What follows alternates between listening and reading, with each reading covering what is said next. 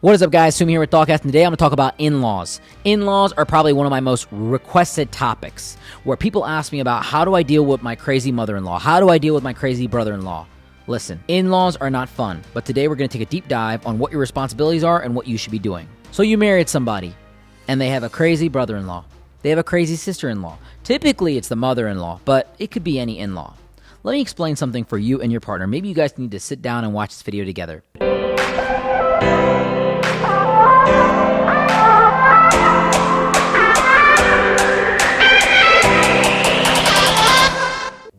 Your responsibility is to your wife, and your responsibility is to your husband.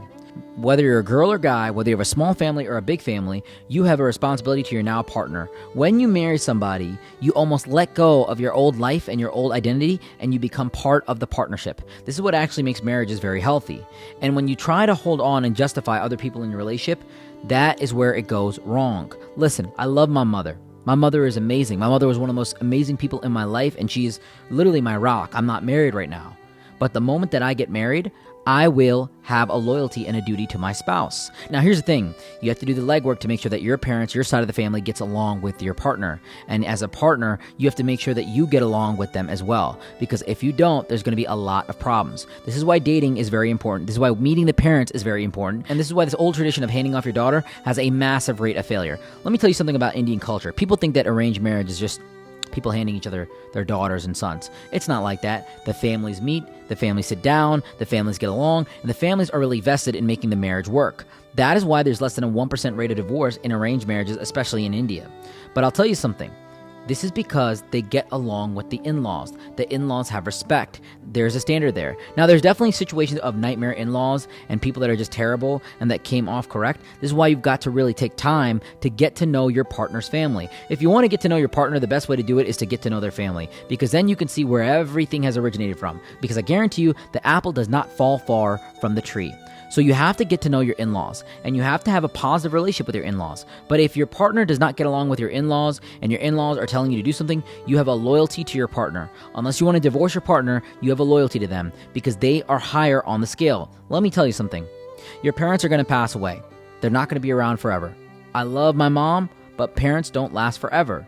And children will not last forever, in the sense of they will be in your household till about 18 to 20, and then they will go start their own life. And this is the reality. Your partner has 20, 30, 40, 50, 60 years of uninterrupted influence and access on you. So you have to make sure that your relationship with your partner is the best relationship it can be, because that relationship is what feeds your children in terms of what is healthy for them in a relationship. That relationship is what feeds you in your representation and distribution to the family, and that relationship is you. You are a part of that partnership. So before you go anywhere, and before you try to justify your mom, and before you try to justify your father, you need to really understand that this is your partner. Now, if it is a situation where you want to disagree with them and you really don't think that they're correct, then it may be grounds for you to reevaluate the entire relationship. Because your partner, maybe they're not right about certain things, maybe they're a little bit more emotional about a certain situation, they are the first person that you go to, and they're the first person that makes the decision with you. That is why you're in that partnership. You pick up on their flaws, and they pick up on yours. Too often, we feel like we can go get somebody else, and we feel like there's an illusion of options out there in the world. That is where it's wrong. Nobody is perfect, nobody's always going to be right, and a lot of times your partner is not going to understand your family the way that you understand them. So you have to be very considerate at partnering with this person. But the intimacy, the love, the organic chemistry is going to allow them to tolerate and have a higher level of patience for your family and for the inconsistencies in your family.